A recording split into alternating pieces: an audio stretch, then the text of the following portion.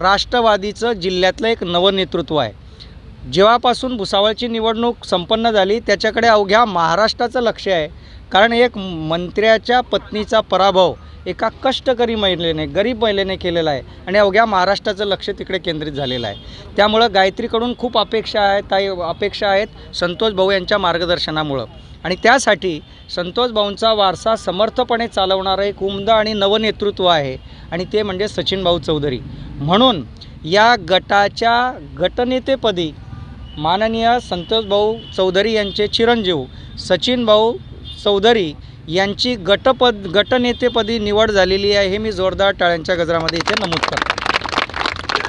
भुसावळ शहर अनेक शहरांची विशेषता असते।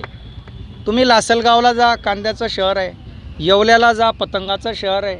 पण आमचं भुसावळ विविधतेमे एकता, अनेक जातीचे, अनेक धर्माचे, पंथाचे, वर्णाचे लोक मोठ्या गुण्यागोविंदानं राहतात आणि संतोष भाऊ तर सगळ्यांनाच एकत्र आणतात गुलदस्त्याप्रमाणे। म्हणून एक अल्पसंख्याक माणसाला देखील न्याय द्यावा या भूमिकेतनं उपगटनेतेपदी सोहेल खान पठाण यांची निवड करण्यात आलेली आहे।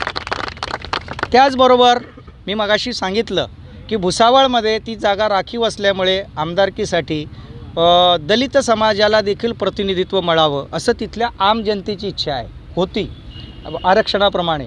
संतोष भाऊंनी देखील सर्व जाती धर्माला न्याय देताना तिथल्या बुद्धिस्ट समाजाला देखील न्याय देण्याचा पुरेपूर प्रयत्न केलेला आहे आणि त्यांचं भावना व्यक्त करण्यासाठी, त्यांचं प्रतिनिधित्व करण्यासाठी उल्हासजी पगारे आपल्यामध्ये आहे।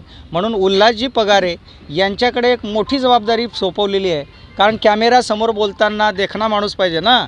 म्हणून प्रत्येक वेळेला पक्षाची भूमिका छानपैकी मांडता यावी म्हणून उल्हासजी पगारे यांची निवड प्रतोद म्हणून करण्यात आलेली आहे, मी जोरदार टाळ्यांच्या गजरामध्ये सांगतो। या तिघांची निवड झाल्यामुळं ताई आता तुम्ही एकट्या नाही आहेत। आतापर्यंत संतोष भाऊ होते, प्रशासन होतं, आता तुमच्याबरोबर हे नगरसेवक तर आहेतच, हे गटनेते पण आहे आणि पूर्ण पक्षाची ताकद आता तुम्हाला मिळाली आहे। गटनेत्यामध्ये काय ताकद असते आणि काय पावर असते त्यांच्या लेखणीमध्ये, एक आदेश काढला त्याप्रमाणेच मतदान करायला लागतं, त्याप्रमाणेच चालायला लागतं। त्यामुळे आता तुम्हाला ताकद देण्यासाठी त्यांचा एक लेखणीचं सही त्याची काय किंमत आहे उद्यापासून कळेल। म्हणजे येणाऱ्या काळामध्ये पक्ष आपल्याबरोबर आहे, त्यामुळं प्रश्न सोडवताना तुम्हाला कोणाची भाडबीड ठेवण्याची आवश्यकता नाही। उद्यापासून एक नवा चमत्कार घडेल यासाठी सगळं नगरसेवकांच्या वतीनं मी आपलं अभिनंदन करतो।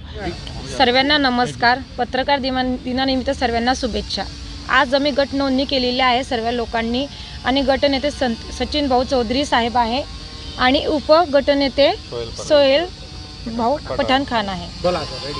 सर्वप्रथम आज पत्रकार दिनाच्या मी सर्व पत्रकार बंधूंना शुभेच्छा देतो आणि आज जो विश्वास संतोष भाऊ चौधरी आणि गायत्रीताई भंगाडे आणि आमचे सर्व नगरसेवक यांनी जो माझ्यावरती विश्वास टाकलेला आहे आणि मला गटनेते पदाची जबाबदारी दिली आहे, मी त्याबद्दल सर्वप्रथम आभार मानतो आणि आपल्या ह्या जो माझ्यावरती जबाबदारी दिली आहे त्याला कुठल्याही प्रकारे तडा जाऊ देणार नाही इतक्याच आश्वासन देतो। धन्यवाद।